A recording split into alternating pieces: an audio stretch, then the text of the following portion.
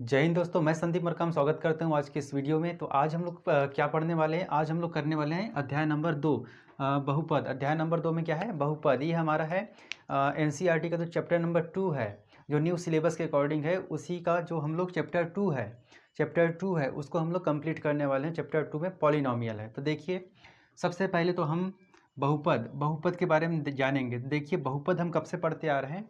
बहुपद हम लोग सिक्स क्लास से पढ़ते आ रहे हैं। कौन से क्लास से पढ़ते आ रहे हैं? सिक्स। तो सिक्स कहीं ना कहीं हम लोग बहुपद से रिलेटेड पढ़ते आ रहे हैं। तो देखिए, हम लोग छठी क्लास में, देखिए छठवीं क्लास में हम लोग बीजगणित के बारे में जाने थे कि बीजगणित होता क्या है, कैसे क्या बनता है। ठीक है। उसके बाद में देखिए, उससे आगे वाले क्लास में आए, सेवेंथ क्लास में। तो सेवेंथ क्लास में हम लोग क्या बनाना सीखे थे? सरल समीकरण बनाना सीखे थे। क्या बनाना सीखे थे?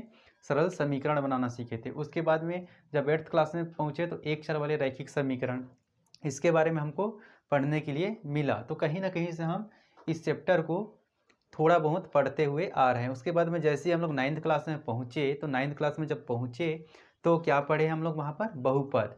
9th क्लास में भी बहुपद जो चैप्टर है, बहुपद, उसी नाम से वहाँ पर भी है 9th क्लास में, और इसी नाम से हमारे 10th क्लास में भी आप लोगों को देखने के लिए मिलेगा। लेकिन जो हम लोग 9th क्लास में बेसिक पढ़े थे, अब उससे थोड़ा हम लोग आगे चलकर क्लास 10th में क्या करेंगे दोस्तों? पढ़ेंगे।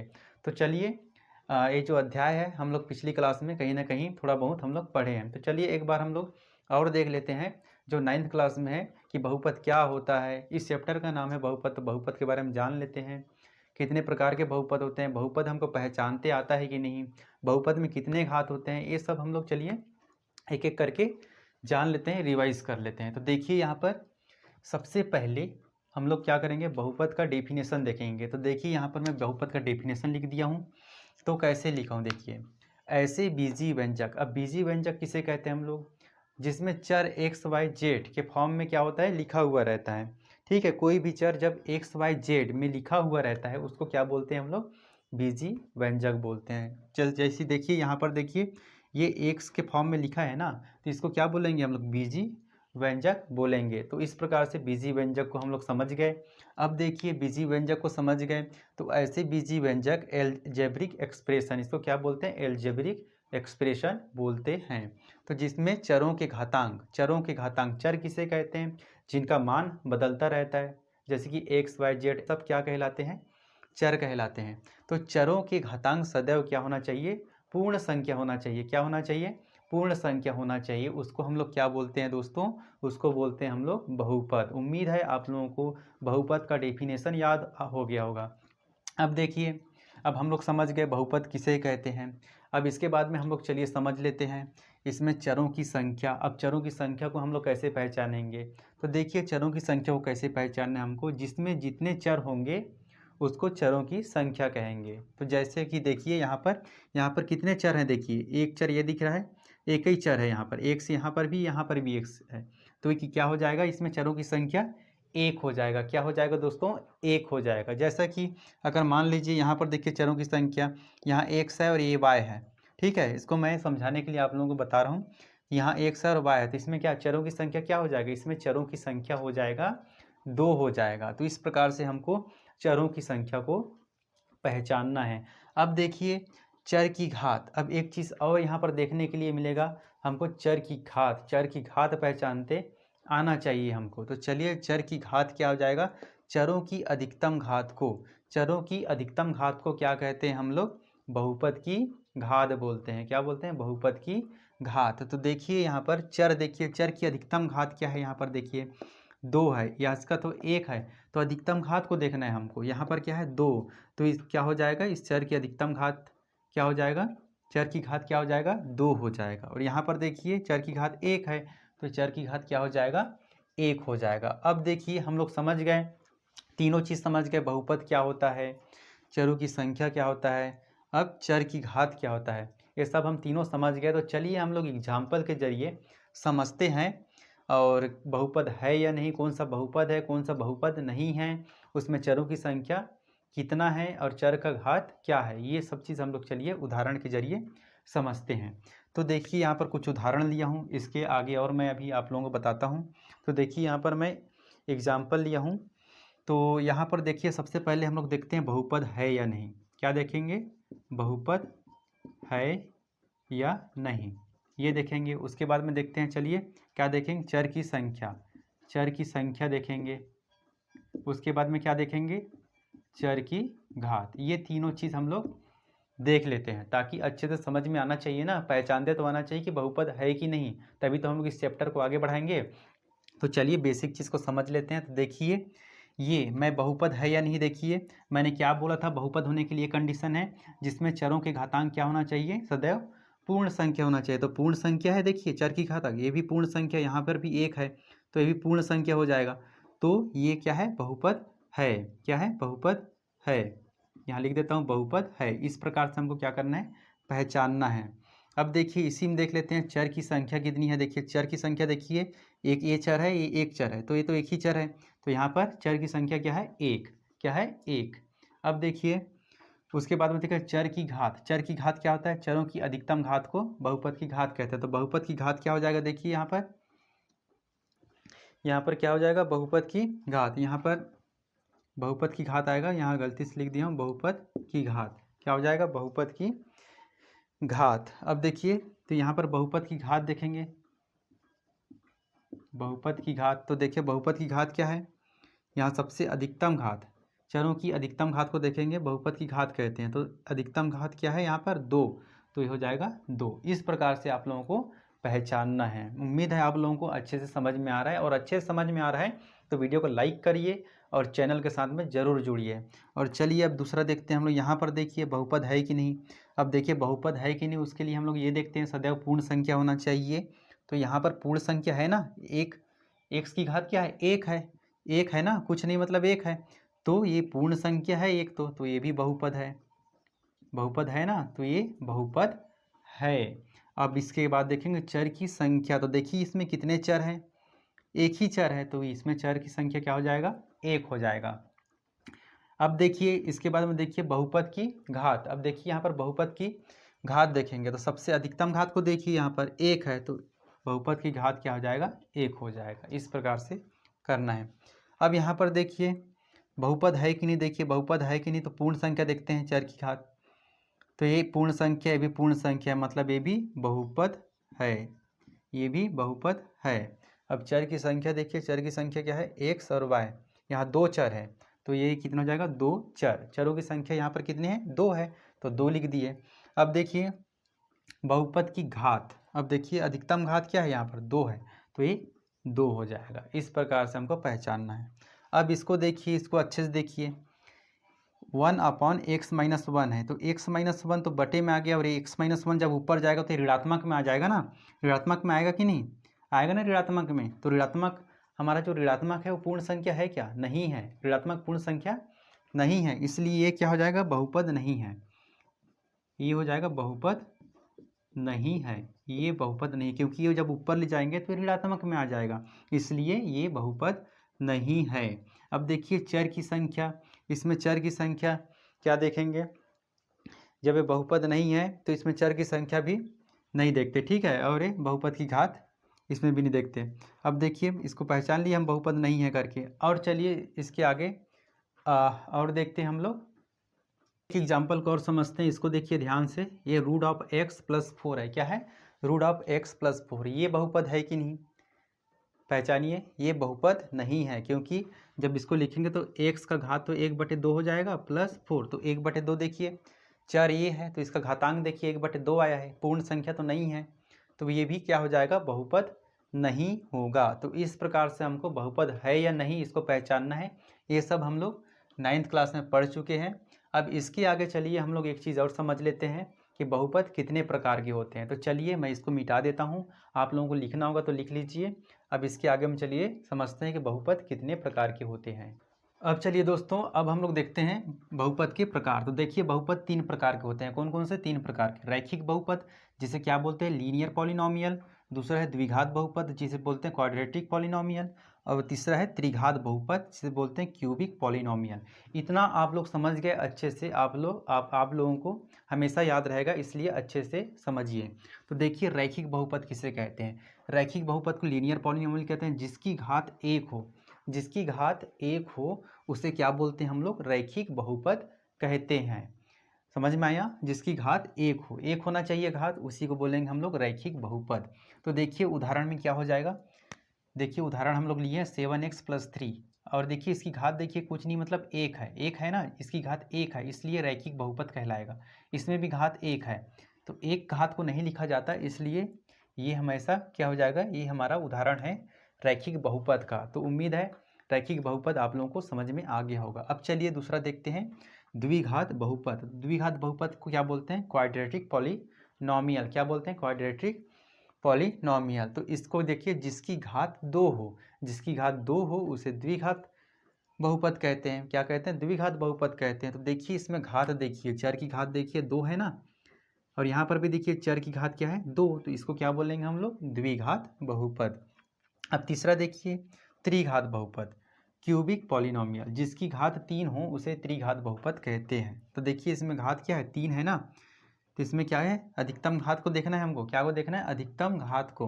तो देखिए यहाँ पर 3 है तो ये हो जाएगा हमारा त्रिघात बहुपद। एक घात वाले को रैखिक, 2 घात वाले को द्विघात और 3 घात वाले को त्रिघात। इस प्रकार से आप लोग समझिए। अब चलिए समझते हैं इसके बाद में हम लोग जीरोस। जीरोस मतलब शून्यांक निकालना सीखे, तो शून्यांक को भी एक बार रिवाइज कर लेते हैं। अब चलिए प्यारे बच्चों, अब हम लोग सीखते हैं शून्यांक किसे कहते हैं। शून्यांक निकालना सीखे थे, तो देखिए शून्यांक मतलब जीरो, जहाँ पर वो बहुपद जीरो बन रहा है। कौन सा बहुपद? मान लीजिए ये इतना भी बहुपद है हमारा, ये बहुपद जहाँ पर जीरो बन रहा है उसी को हम लोग उसका क्या कहते हैं? शून्यांक कहते हैं। जैसे कि देखिए इसको, ये बहुपद है हमारा, इसको जीरो के बराबर में लिख लिए। ठीक है, जीरो बन रहा है मतलब इसको जीरो के बराबर में लिख लिए। तो चलिए इसका मान निकालते हैं, एक्स का मान। तो 1 उस तरफ जाएगा तो क्या हो जाएगा? ये देखिए ये हो जाएगा 2x हो जाएगा ना, माइनस है उस साइड जाएगा तो प्लस का 2x हो जाएगा। अब देखिए यहाँ से हम लोग x को निकालेंगे और ये एक इधर है गुणा में है तो इस तरफ आके बटे में आ जाएगा। तो ये x का मान निकल के क्या है हमारे पास में? 1/2। तो देखिए क्या हो जाएगा? 1 - 2x का शून्यांक क्या हो जाएगा? 1 - 2x का शून्यांक हो जाएगा क्या? शून्यांक हो जाएगा क्या? 1/2। क्या हो जाएगा? 1/2। तो ये सिंपल डेफिनेशन है। जहाँ पर वो बहुपद जीरो बन रहा है, ये बहुपद जीरो बन रहा है, उसी को उसका शून्यांक कहते हैं। तो देखिए यहाँ पर कैसे शून्यांक होगा। तो देखिए यहाँ पर x का मान 1/2 आया है, तो इस x का मान को देखिए यहाँ पर रखते हैं। कहने का मतलब ये है, क्या है? शून्यांक मतलब ऐसा x का मान जिसको बहुपद पे रखने पर क्या हो जाता है? वो जीरो बन जाता है। क्या हो जाता है? जीरो बन जाता है, शून्य के बराबर हो जाता है। तो देखिए देख के रख के बताता हूँ, 1 - 2x = 0। तो देखिए 1 - 2 और x का मान रख दिए 1/2 बराबर 0। तो देखिए ये तो कट जाएगा, गुणा में है तो क्या हो जाएगा? 1 - 1 बराबर 0। इसको घटाएंगे तो क्या हो जाएगा? 0 होगा ना, 0 तो 0 के बराबर होगा कि नहीं? तो x का ऐसा मान जिसको रखने पर क्या हो जाता है? जिसको रखने पर बहुपद में रखने पर वो 0 के बराबर हो जाता है, उसको क्या बोलेंगे हम लोग? उसको बोलते हैं शून्यांक। तो ये सब हम लोग 9th क्लास में बेसिक चीज़ सीखे थे, उसको हम लोग रिवाइज किए हैं ताकि हमको इस चैप्टर में आसानी से समझ में आए, इस चैप्टर को पढ़ने में। अब चलिए हम लोग करते हैं जो प्रश्नावली 2.1 है उसी का उदाहरण, और उदाहरण भी करेंगे और प्रश्नावली 2.1 भी पूरा करेंगे। उसमें ज़्यादा कुछ नहीं है, उसको चलिए अब समझते हैं कि क्या है उसमें और कैसे हमको सॉल्व करना है। अब चलिए हम लोग हमारे चैप्टर में आते हैं। जो प्रश्नावली 2.1 है उसका परिचय को देखते हैं। तो देखिए परिचय में टॉपिक क्या है हमारा? बहुपद के शून्यांकों का ज्यामितीय अर्थ। तो ज्यामितीय अर्थ का मतलब क्या होता है? जो हम लोग शून्यांक निकाले हैं बहुपद के, जो हम लोग शून्यांक निकाले हैं बहुपद के, उसका ज्यामितीय अर्थ क्या होता है ये हमको समझना है। तो देखिए ज्यामितीय अर्थ का मतलब क्या होता है? अगर उसको ग्राफ में देखें, जो ग्राफ हम लोग बनाते हैं, ग्राफ बनाना हम लोग सीखे हैं, तो वो जो ग्राफ बनाते हैं वो किस प्रकार का हमको दिखेगा। ठीक है, इसी वही होता है ज्यामितीय अर्थ। और देखिए दूसरा चीज़ क्या है? किस तरह का कंक्लूजन उस ग्राफ को हम लोग किस तरह का उस ग्राफ को देखकर हम किस तरह का कंक्लूजन हम लोग निकाल पाएंगे कि ये इस बहुपद का शून्यांक है और ये ग्राफ में कहाँ पर है। ये सब हम लोग क्या करने वाले हैं? डिस्कस करने वाले हैं। तो ये दोनों पॉइंट को आप लोग याद रखिए।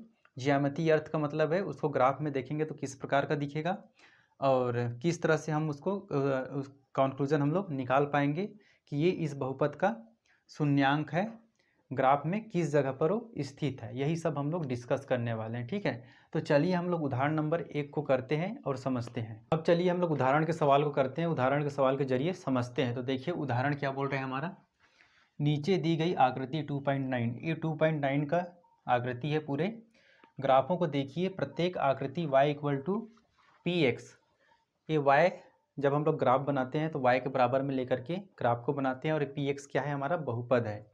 तो जहाँ px क्या है, बहुपद है, एक का ग्राफ है, ये सब ग्राफ बना हुआ है। ग्राफ में प्रत्येक के लिए px के शून्यांकों की संख्या को हमको क्या करना है, ज्ञात करना है। तो देखिए डायग्राम को, 6 डायग्राम दिया है, और 6 डायग्राम में हमको बताना है कि इनमें कितने शून्यांक है, शून्यांकों की संख्या को बताना है। तो देखिए शून्यांकों की संख्या को हम लोग कैसे पहचानते हैं, ये जो बहुपद का ग्राफ बना हुआ है, ये एक्स अक्ष को जितने बार काटेगी, एक्स अक्ष को जितने बार काटती है या स्पर्श करती है, उसी को हम लोग क्या बोलते हैं, उस बहुपद की शून्यांक बोलते हैं, बहुपद की शून्यांकों की संख्या बोलेंगे। ठीक है, तो देखिए यहाँ पर क्या हो जाएगा, पहला वाला देखिए, एक्स अक्ष को कितने बार काट रहा है ये देखेंगे हम लोग, उतने ही उसके शून्यांक होते हैं, उतने उसके क्या होते हैं, शून्यांक होते हैं। तो ये हमको पता होना चाहिए। यहाँ पर मैं लिख देता हूँ, ग्राफ में एक्स अक्ष को जितने बार काटेगी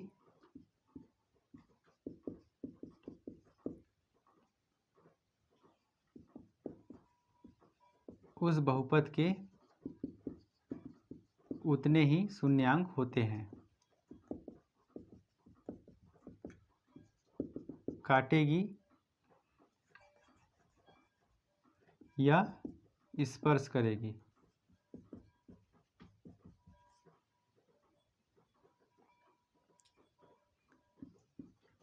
उस बहुपद के उतने ही क्या होते हैं, शून्यांक होते हैं। ठीक है, तो सिंपल सा है, यही हमको पहचानने का तरीका। जो बहुपद का ग्राफ है, एक्स अक्ष को जितने बार काटेगी या स्पर्श करेगी, जितने बार काटेगी या स्पर्श करेगी, उसके उतने ही क्या होते हैं, शून्यांक होते हैं। तो यहाँ पर देखिए पहला वाला कितने बार काट रहा है, देखिए एक्स अक्ष ही वाला है हमारा, यही है ना एक्स अक्ष। तो देखिए यहाँ पर एक ही बार काट रहा है इस बिंदु पे, मतलब इसमें शून्यांक कितने हो जाएंगे, इसमें शून्यांक होंगे एक, क्या हो जाएंगे, शून्यांक हो जाएंगे एक। समझ गए। अब देखिए यहाँ पर देखिए कितने बार काट रहा है एक अक्ष को, यही तो हम लोग पढ़े हैं ना। तो देखिए यहाँ पर 2 बार काट रहा है, तो शून्यांक क्या हो जाएगा, इसमें 2 हो जाएगा, क्या हो जाएगा, शून्यांक हमारा 2 हो जाएगा। 2 बार काट रहा है ना, इसलिए इसमें शून्यांक 2 हो जाएगा। अब तीसरा वाला देखिए कितने बार काट रहा है, एक बिंदु यहाँ पर काट रहा है, एक बिंदु यहाँ, एक बिंदु यहाँ, तो इसके शून्यांक कितने हो जाएंगे, इसके शून्यांक हो जाएंगे 3 हो जाएंगे, क्या हो जाएंगे, 3 हो जाएंगे। ये कोई बहुपद होगा, और इन बहुपद का हम लोग शून्यांक पता कर रहे हैं इस ग्राफ को देखकर। यही तो ज्यामितीय अर्थ का मतलब है ना, कि किस जगह पे है, देखिए जो शून्यांक है वो किस जगह पर है ग्राफ में, और इसको हम लोग देख पा रहे हैं। ठीक है, यही तो हम लोग देख रहे थे ना। तो यही है, इस प्रकार से हमको शून्यांक को पहचानना होता है। यहाँ पर देखिए एक जगह पे काट रहा है, तो इसके शून्यांक कितने हो जाएंगे, इसके शून्यांक हो जाएंगे एक, कितना हो जाएगा, एक हो जाएगा, और ये इस जगह पर स्थित है।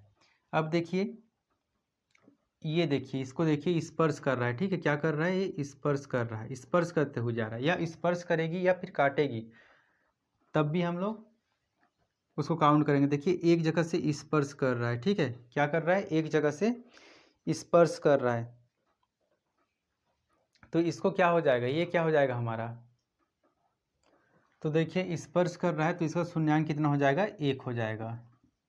एक जगह पे स्पर्श तो कर रहा है ना, तो ये एक हो जाएगा इसके शून्यांक। छठवा देखिए, एक बिंदु पे काट रहा है, दूसरा बिंदु पे काट रहा है, सॉरी बच्चों, जो छठवा वाला क्वेश्चन है इसका शून्यांक हो जाएगा 4 हो जाएगा, 4 बिंदु पे काटा गया है, इसको आप लोग देख लेना। यहाँ इस प्रकार से हम लोग इस ग्राफ को देख करके आसानी से निकाल सकते हैं। पहचानने का वही सिंपल तरीका है।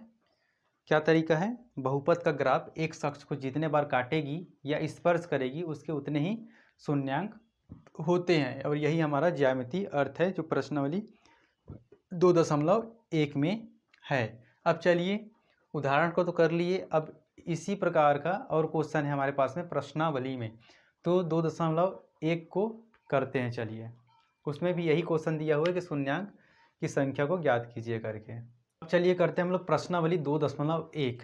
और देखिए यहाँ पर प्रश्नावली 2.1, किसी बहुपद px के लिए y = px, ठीक है। px क्या है, जो कि हमारा बहुपद है। अगर आप नीचे आकृति दिया गया है, प्रत्येक स्थिति में px के शून्यांकों की संख्या इसमें भी हमको ज्ञात करना है। तो हम लोग शून्यांकों की संख्या कैसे ज्ञात करते हैं, हमको पता है बहुपद का ग्राफ एक्स अक्ष को जितने बार काटती है या स्पर्श करती है वही उसका क्या हो जाता है, शून्यांक हो जाता है। शून्यांक का यही मतलब है। तो हमको समझ में आ गया है, एक्स अक्ष को जितने बार काटेगी या स्पर्श करेगी उसी को हम लोग क्या कहते हैं, उसका शून्यांक कहते हैं। तो चलिए एक एक करके देखते हैं। यहाँ पर देखिए ये क्या है, यहाँ पर ये सरल रेखा है। देखिए वे किसी एक अक्ष को काट ही नहीं रहा है, तो शून्यांक क्या हो जाएगा इसके, इसका शून्यांक हो जाएगा कोई शून्यांक नहीं है। क्या हो जाएगा, कोई शून्यांक नहीं है, मतलब ये काट ही नहीं रहा है ना, तो इसलिए कोई शून्यांक नहीं है, ये हो जाएगा। ठीक है, ये हो जाएगा हमारा उत्तर।